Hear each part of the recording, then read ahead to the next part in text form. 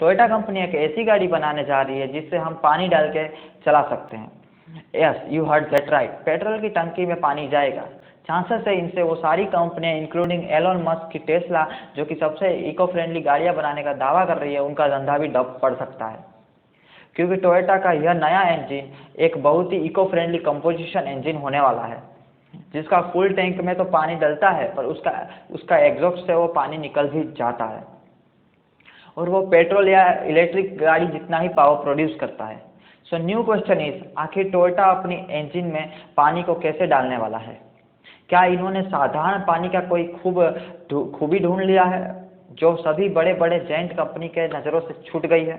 Also अभी के engine का कुछ सीन ऐसा है जैसे बिल्लियों के पानी के साथ। पानी गलती से भी या किसी इंजन या फिर फुल टैंक में चला जाता है तो उसका हालत कुछ ऐसा हो जाता है, मेटल पूरी तरह से सड़ जाता है। We're talking about a तो game टोयोटा आखिर changer. इंजन के दुश्मन पानी Game को changer इंजन that's का going to सबसे बड़ा दोस्त change कैसे the बनाएगा? landscape. और टेस्ला आज की तारीख में ईवी इंडस्ट्री का ट्रेंड सेटर क्यों ही ना लगता हो, पर सच बात तो यह है कि टोयोटा ने 1997 में दुनिया की पहली सक्सेसफुल इलेक्ट्रिक कार लॉन्च कर दी थी, और इन्होंने टेस्ला से पहले ईवी गाड़ियों को लाइफलाइन में भी लाया था। तो फिर क्यों ईवी का ट्रेड सेंटर छोड़कर टोयोटा इस वाटर इंजन का ट्रेड सेंटर क्यों बनना चाहती है? क्या उन्हें कुछ ऐसा दिखाई दे रहा है जो कि एलन मस्क की विजनरी आंखें भी नहीं देख पा रही है? वेल, अगर आप टोयोटा का माइंडसेट समझ गए तो इन सभी सवालों के जवाब आपको खुद ही मिल जाएंगे। तो बिना देरी किए चलिए समझते हैं टोयोटा कैसे अपने वाटर इंजन से कार इंडस्ट्री की मेहनत पर पानी फेरने वाली है।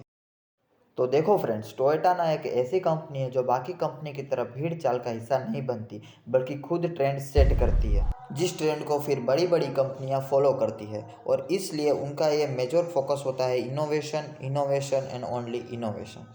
अपने इसी इनोवेटिव अप्रोच की वजह से 1990s में जहां पूरी दुनिया ईवीज के बारे में सोच भी नहीं रही थी, वहां पर टोयोटा ने दुनिया की पहली hybrid electric car Toyota Prius launch करके उसी कार मार्केट में ईवीज का एक ट्रेंड भी सेट कर दिया। इनफैक्ट कुछ एक्सपर्ट्स मानते हैं कि लेट्स 90s में अगर यह कार इतनी सक्सेसफुल नहीं हुई होती तो अर्ली 2000 में टेस्ला के भी वो शुरुआती पुश मिलता ही नहीं।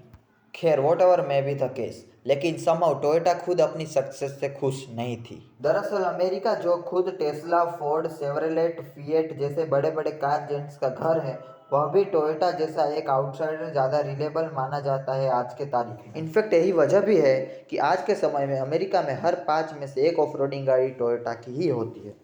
अब ऐसे में जब टोयोटा प्रियस लॉन्च हुआ तब दुनिया भर में से उसके पॉजिटिव और नेगेटिव दोनों फीडबैक्स मिलने लगे। तब उन्हें कुछ हाइब्रिड इलेक्ट्रिक इंजन में कुछ कंसर्निंग फ्लॉज नज़र आया और उन्होंने ईवीज का प्रोडक्शन बंद कर दिया। पर क्या थे वो फ्लॉज जिन्हें छोट मोट मॉडिफिकेशन के जरिए वो ठीक नहीं किया जा सकता था? वेल, एक्चुअली में एक नहीं बल्कि मल्टीपल्स फ्लॉ थे। दरअसल टोयोटा ने जब अपनी ईवी मॉडल प्रियस के डिटेल में स्टडी किया तब उन्हें अपने इस मॉडल में दो मेजर प्रॉब्लम्स नज़र आए। पहला यह कि भले ही ईवी इको फ्रेंडली माने जाते हैं, ऑलमोस्ट जीरो कार्बन एमिशन करते हैं, लेकिन उन्हें चार्ज करने वाला चार्जिंग स्टेशन के लिए जो इलेक्ट्रिसिटी आता है वो कोल, डीजल, नेचुरल गैस और जलाकर ही, यानी कि टेक्निकली ईवीस रास्ते पर चलती है तब वो भी तो पर्यावरण को प्रदूषित कर ही रही है।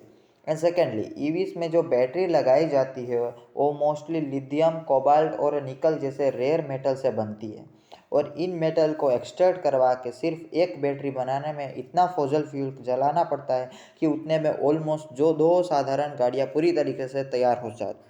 इनफैक्ट शायद आपको पता नहीं होगा, पर एक इलेक्ट्रिक गाड़ी शोरूम तक पहुंचने में से पहले करीब 30,608 किलोग्राम कार्बन डाइऑक्साइड रिलीज कर चुकी होती है, जो कि हर साल 22,000 लोगों का दम घुट सकता है। यानी कि all and all Toyota realize की इन्हीं फ्लॉज की वजह से ईवीज का मुख्य पर्पस ही बीट हो रहा है, और वो दिल की तसल्ली के लिए रेयर मटेरियल को वेस्ट कर रहे हैं।